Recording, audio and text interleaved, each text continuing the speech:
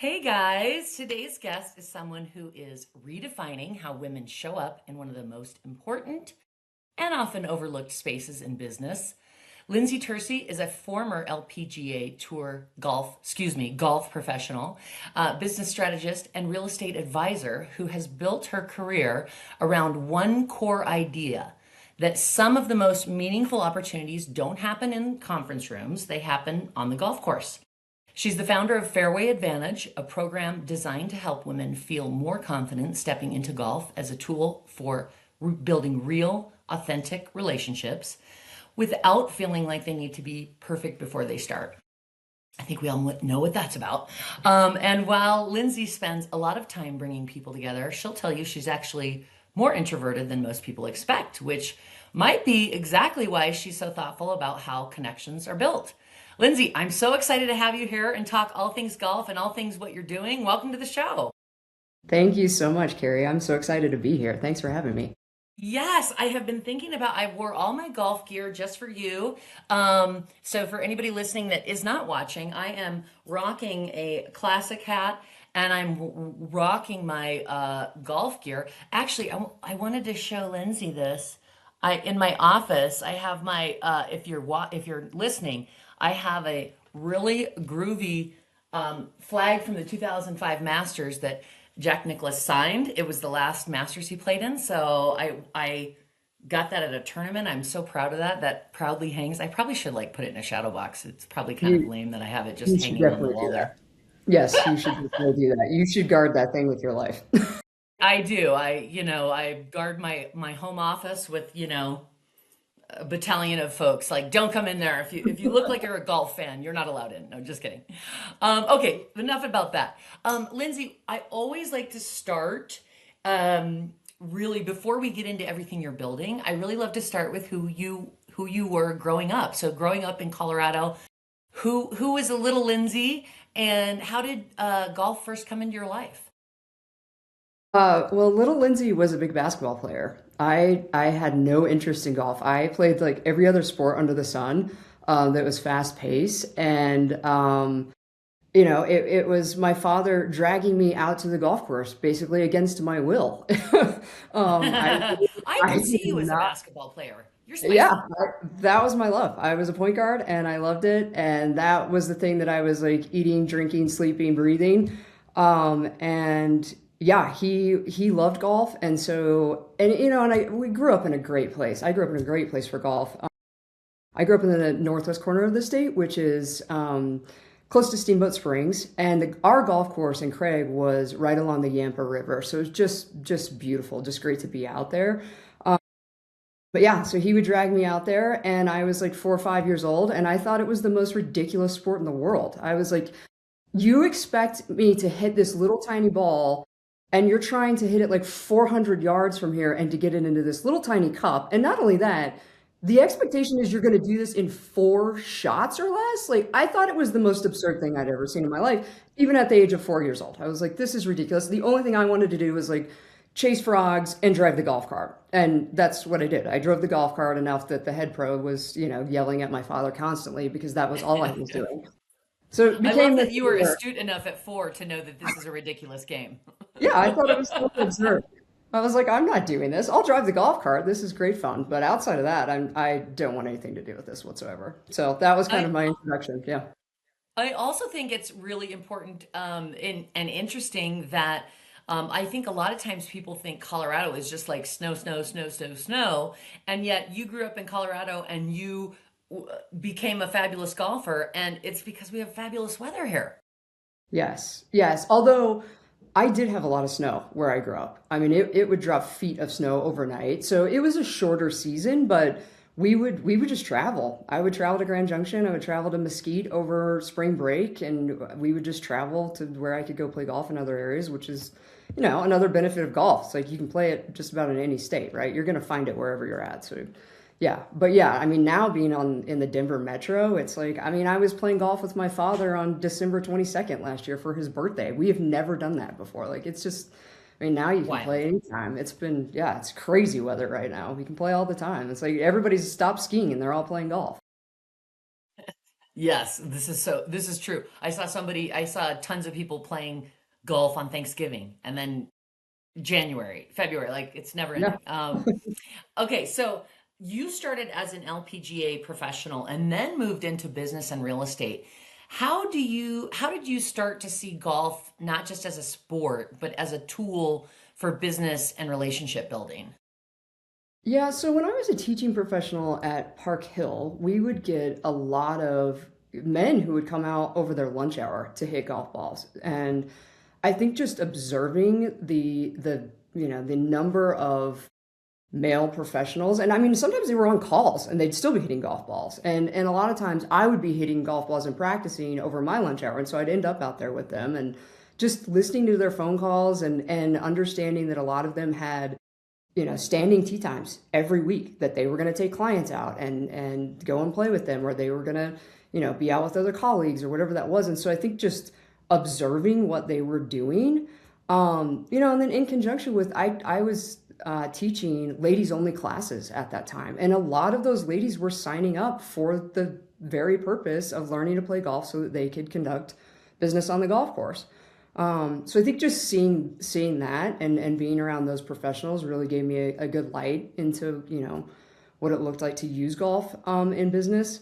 And then just the ability to talk about it. I think just in talking to a lot of people who, whether it was CPAs or CFOs or CEOs or even just talking about golf, and really having that conversation, and it just would like break down those barriers, and then you could start talking about business. And I would observe that a lot too. So that was kind of like the first indicator of like, yeah, there's a lot of business that goes on the golf course. And that actually is a really good segue into my next question, which was really, you talk about how golf is still one of the most powerful environments for building relationships. So what do you think it is about the golf course that creates those opportunities in a way that other settings don't? Sure. Yeah, I mean, I think first of all, you're not on screens, right? Like, I think it's tough to build relationships on screens. You're in person, you're outdoors, you're in the sunlight, you're moving your body. I think there are a number of factors that come into play here that we wouldn't typically think about, right? So I think anytime that you're able to be like moving your body and kind of like getting into your body and a little bit out of your brain, I think that helps. Like I think it helps relax you. I think it just puts you in a more organic space for conversation. I think the length of time with golf is to your benefit. Sometimes people will be like, "Oh my gosh, I got to spend 4 hours on the golf course." But in actuality, if you're really trying to build a relationship, you don't do that in 30 minutes over coffee or even sometimes an hour, over cocktails. Like you really have the time to spend getting to know that person, right? And not only getting to know them in conversation, but getting to know them in just kind of seeing how they show up on the golf course, right? Like, what is their character like? What are their morals like? Those sorts of things come out on the golf course, which I also think is Yeah. interesting. Like, you can really begin to understand, is this someone who I want to build a relationship with and potentially do business with? So I think it just having that time and having a more organic space for more authentic conversations really comes out in golf. I would say the other thing is like, what other sport can you do that in? You Right. can't, right? Like pickleball is great. It's huge right now. But you're not chasing a ball and simultaneously trying to have a conversation about business, while you're playing Right. pickleball. I mean, golf allows you to do that. I mean, and really, if you think about the amount of time you actually spend hitting the golf ball relative to like waiting for people to hit their next shots or whatever, you have all that time that you can be talking to, the people you're playing with. And I just think you just don't have that. You don't have that with any other sport. And again, I think just being outside and being in the sun and moving your body really just creates a very different environment. Yeah, I think you're totally right as far as getting to see, how someone functions. Like when you said, you see kind of their morals and their values, which sounds crazy, but it's true because if you take somebody, it doesn't matter.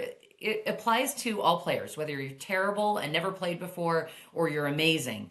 You can see immediately how someone reacts to a bad shot or how someone reacts to consistently good shots. Like, for example, if somebody's like really good and they're just crushing the whole day and they're doing really well all day, which, as we all know, that rarely happens to anybody, even the best of players. But how much patience they have with someone else that isn't as good. And on the flip side, if they're not having a great day and they're a great player, how they're reacting to their poor shots or their bad shots. And then on the other side of it, with someone that never plays or is terrible, their vulnerability, how they handle that in a group session of I've got to work through this. Like you can tell a lot by how people interact with others, and you're 100% right. Like, do I really want to work with that guy or that gal? Yeah, no, it can be very telling. You learn a lot, not just with conversations, but yeah, just having that time with people on the golf course, you certainly have an opportunity to learn a lot about them for sure. So, One of the things I love about your work is that you emphasize, speaking of which, you emphasize you don't have to be a great golfer to participate.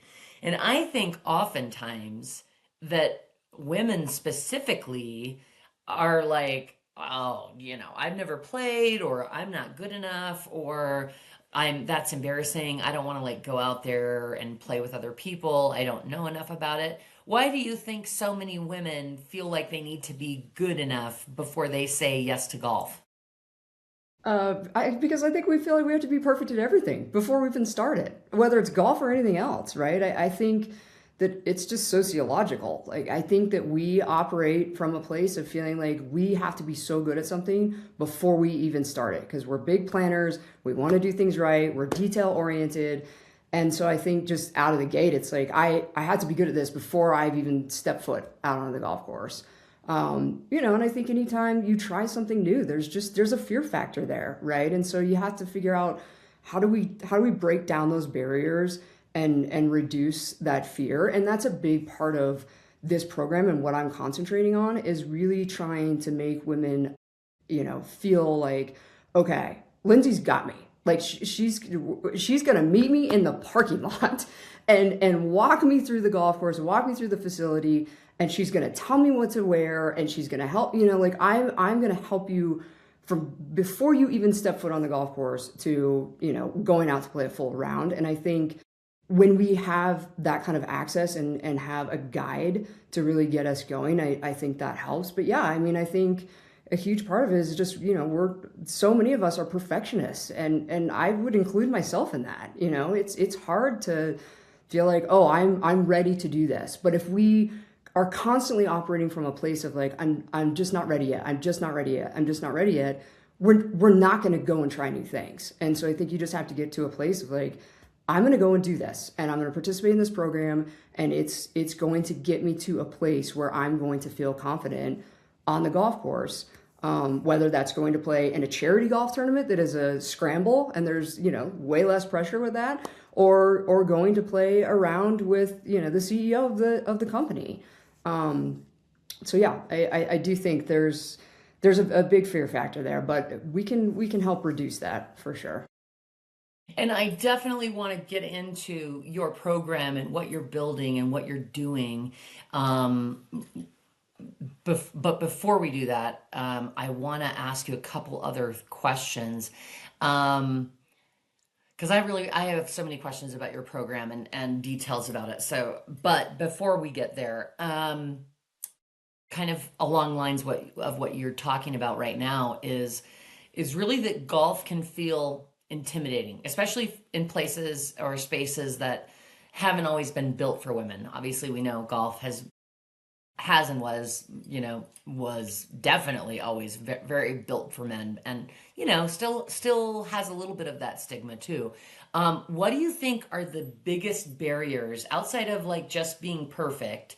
But what do you think the biggest barriers that you hear from women that keep them from stepping onto the course in the first place?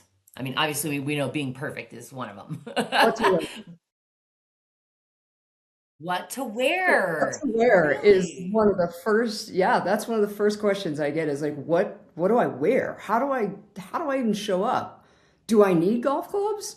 Right? Do I have to have my own clubs? Can I borrow clubs? It's that simple of just like I don't even know how to show up on the course or what this looks like. And so I think even just that is a big barrier. And like, what's the financial commitment in this, right? Like, do I have to go out and purchase a full set of golf clubs before I even come out and understand if this is something that I really want to do? So I think sometimes like that's a barrier in itself and a question that I get a lot. It's kind of like all the questions. It's Yeah, almost it's like, everything. yeah, like we need to be perfect, but then we have Yep. all the questions like, what do I wear? How much does it cost? Do I need clubs? Like just all the Yes. things. It's like so overwhelming. Yeah. Where do I even start? Like, do I go to the practice green first? Do I go hit balls first? How do I get range balls? Like, what do I do? Yeah. So I think there's so many unknowns. I think that's a huge part of it is again, I think women are big planners. And so I think when you have all of these, unknown factors that start compiling, right? It just kind of snowballs to where it's like, oh my gosh, I can't do this. There's like too many things that I don't know. And I do think that's a big difference between men and women. Like a lot of times, the men who I know who haven't touched a golf club in 4 years have a buddy who called them and they're like, "Hey, I've got a charity golf tournament, next month. Do you want to come and play in this?" And they're going to be like, "Yep, sign me up. I haven't hit a ball in 3 years, but I'm going to go do it." You know what I mean? But we The don't do that. audacity. We're like, we would never do that, right? It's like, oh my gosh, no. Like, what do I have to do between now and then to make sure that I am ready for this thing? And so I think that's just a big difference, I think, between men and women. Like a lot of times men are just they're more apt to just go and do it and not think twice about like all the things that they need to have and be prepared. And, I think like women do. And so yeah, I think that's a huge part of it. I was just talking to a girlfriend of mine the other day, and I said, we as women, we need to have the audacity of men. Men are like they are Yep. unfazed by literally everything. They're just like you said. And we were talking about it in business. We were talking about how it pertained to business and in life and all of that. But it even applies to golf. Like, like you said, the guy's like, I haven't played in, 3 years or 10 years I've never played, but yeah, I'm sure I'm pretty good. Like I have that we need to all have that same audacity like through our lives with golf, with business, with personal relationships. I mean, how amazing is that? Like just going through life that unaffected. Yes. Agreed. Agreed. Yeah. Well, and I think that's the other thing I love about golf is that there's so much crossover between golf and business. And that's really, and we'll get into this more around my program, but that's a huge part of this program and how it is going to differ from even how I used to teach ladies only classes. There's a big difference there, and there's a ton of crossover between, like I said, between business and golf. Well, it's like what we were talking about earlier. It's like, you watch somebody have a bad shot and how they react to it, or where they're feeling vulnerable and they don't know how to do something, or whatever. Or maybe they do a faux pas on the course and they like walk in a place they're not supposed to in the middle of somebody's shot or something like that. And it's like you really do that does apply to business. That does apply to how you're and you can use those examples, in how you're working every day and how you're working with others. So I think you're right. It is really telling and helpful in examples of kind of if they are being vulnerable enough to learn something new or to not be perfect in front of you, then it applies to business as well. Yes, for sure. And I mean, I think the other aspect of that too is how encouraging are they? Right? I mean, golf is a sport where etiquette is really important and showing up, like how you show up and how you interact with your fellow players is a big piece of it. And so it's like even if you have someone who if there's a big variance, right, in ability level within that foursome, the person who has been playing for longer, right? Are they showing up in a way that's like encouraging of other players, right? When you hit a good shot, are they saying, "Hey, nice shot"?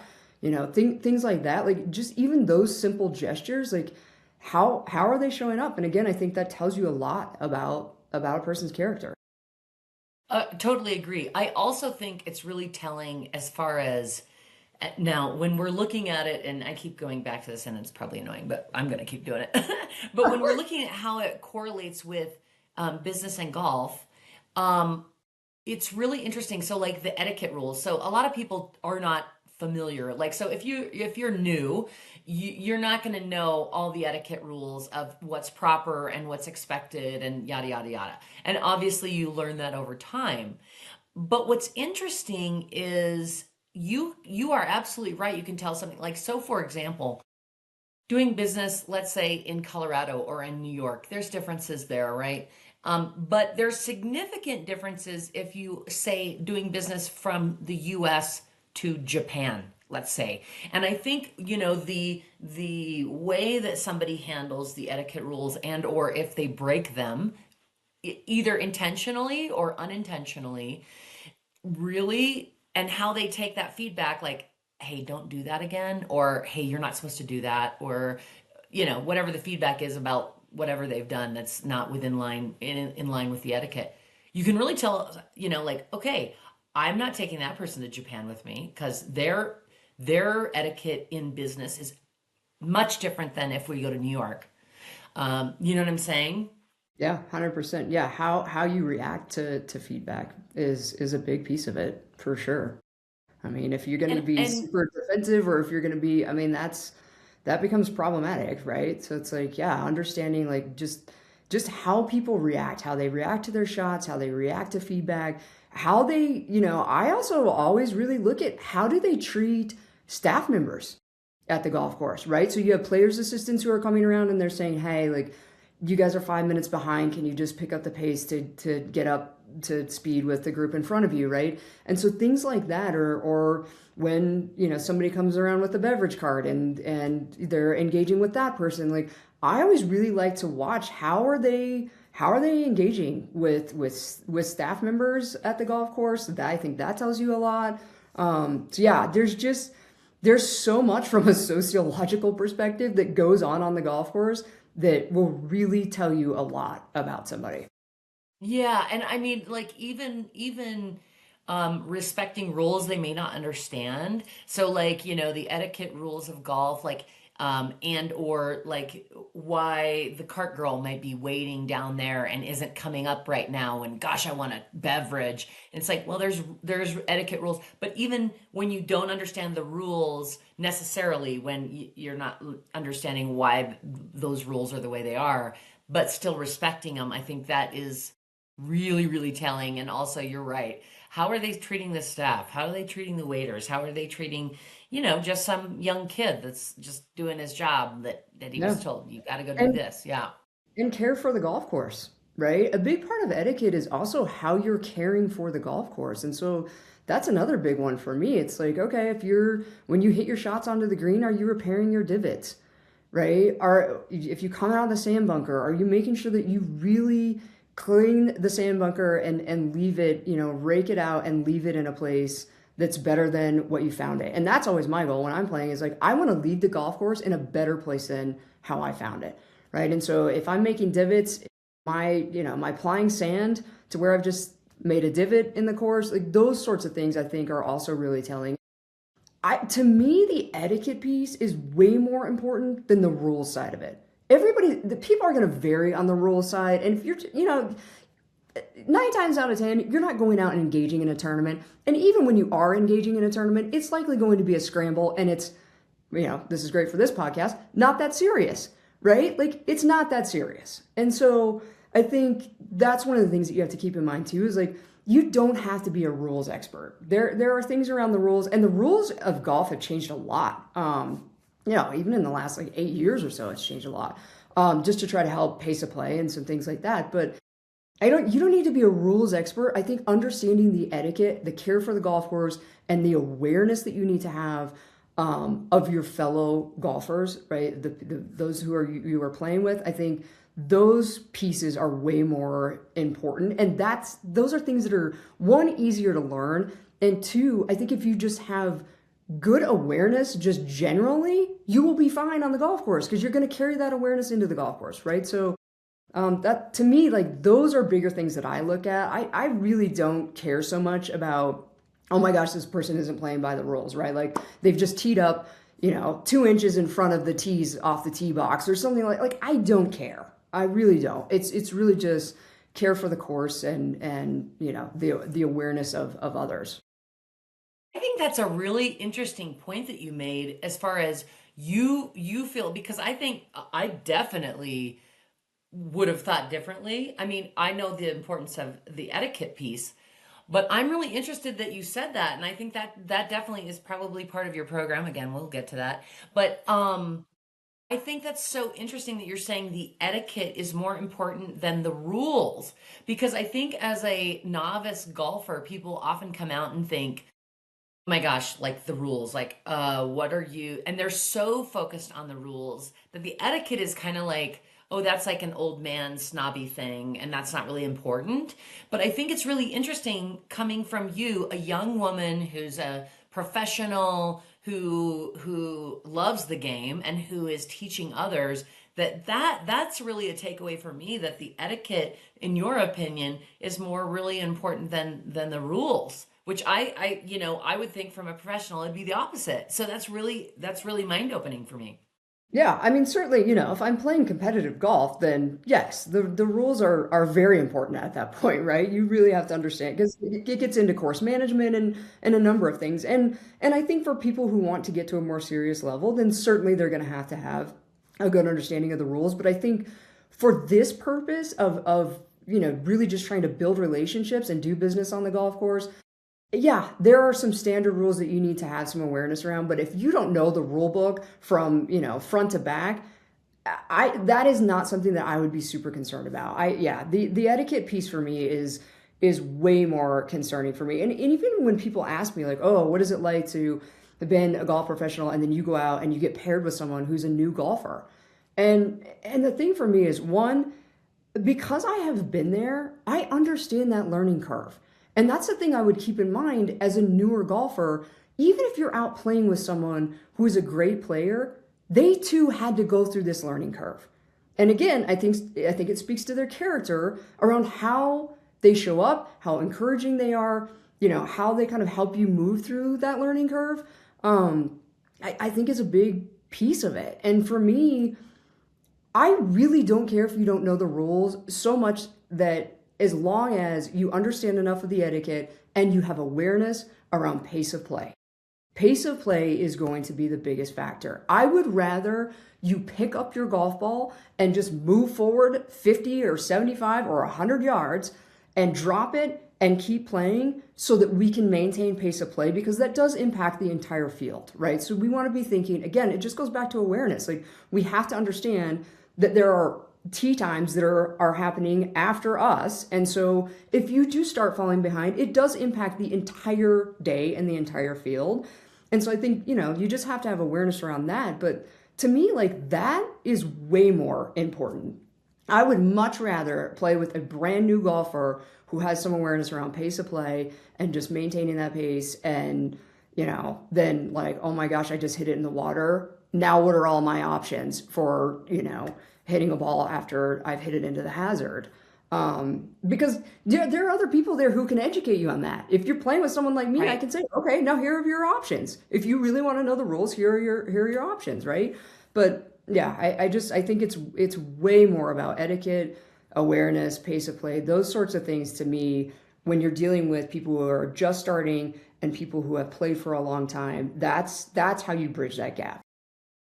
And that's interesting too, because I think, making that something clear to people in the very beginning, like, hey, look, because I think that, the rules for a new player, it seems as though the rules are number one, the etiquette is number two, and probably nobody thinks about pace of play because they're new. All they're trying to do is not look like an idiot. They're trying to hit the ball and not whiff it a bunch of times.